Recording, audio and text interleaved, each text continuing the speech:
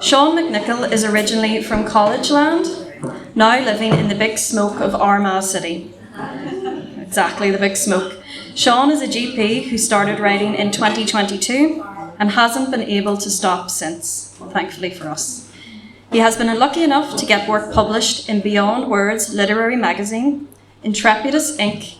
and 34th Parallel, amongst others. He is currently working on a novel, which hopes to be finished by the end of the year, if he would ever focus. His story tonight is called Ours. Welcome, Seán.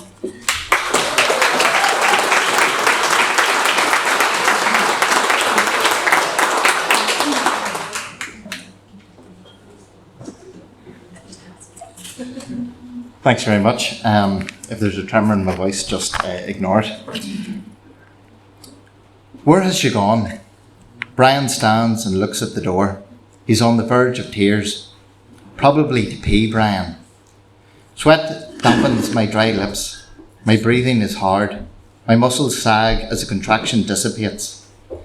I blink in the bright lights, but the worry doesn't leave his face. The locket hanging from my neck sticks to my breast and I clutch it tight. The machine beside me alarms, its stuttered squeal nipping my ears. I want to pull it from the socket. She shouldn't be leaving, Brian paces. I worry that the furrow on his brow may be permanent. It's ploughed so deep. Not when you're pushing. Where the hell is she? He looks just like he did 12 months ago. My exhausted mind convulses and tears threaten to overwhelm me. I swallow hard. Brian, please calm down. Hold my hand. He stops pacing and kneels by my side, apologising. The midwife returns with a tall man, black stethoscope contorted around his tanned neck. A name badge droops from his breast pocket. Hello, madam. My name is Farouk. I am the gynecological registrar. Mary wanted me to look at the baby's tracing. He already has his hands on the trace, long fingers running over the paper, brown eyes following. His brow creases. Small deceleration, he says under his breath, either to himself or Mary. Then he smiles at me, voice a little too loud.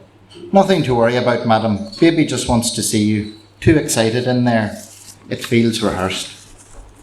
I tremor and fear what's coming next, the unsaid suggestion hanging in the air between us. Farouk remains forcefully neutral, his lips still stretched across his face, his white teeth glinting in the sterile light. A section! My mind rockets to images of scars, pain, dependency. But it's not in my birthing plan. Brian squeezes my hand and brings me back to reality. I swallow hard. Do whatever you need to.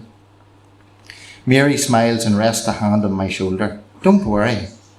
But that's what they told us last year when a sob stops me and I see my son once again, purple and lifeless under the cold fluorescent bulbs.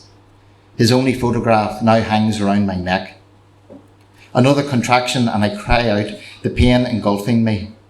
My mind scrambles to remember the hypnobirthing advice, but it's too late, and primal urges tell me to scream. They come out tortured and strained. Brian clasps my hand, wetted from sweat and now tears. We're crowning, Mary says somewhere beyond the pain. My body pushes, mind lost in the confusion. One more big push.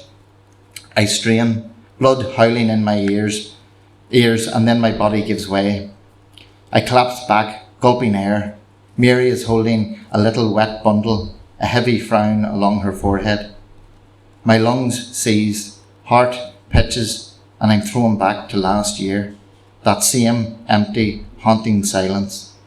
I can't even hear the machine alarming beside me. I open my mouth, try to ask, try to breathe, try to scream, but nothing comes. My stomach shrivels and my heart falls into its place. The baby's cry fills the room and I relax into a wet sob, relief washing over me. Brian kisses my forehead.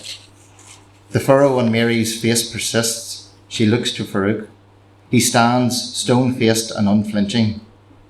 She hands me my child and I see his face, rounded, tongue protruding a little, eyes upslanted. Downs, she whispers, stepping back. I glance to her face, long and drawn, before back to my boy.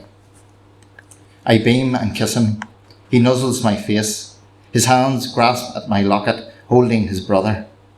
Brian wraps around us. His arms feel like home. I breathe them in, heart swelling and pushing silent tears from my eyes. No, Brian whispers. He's. Our eyes lock and our smiles align. We say the word together. Ours. Thank you.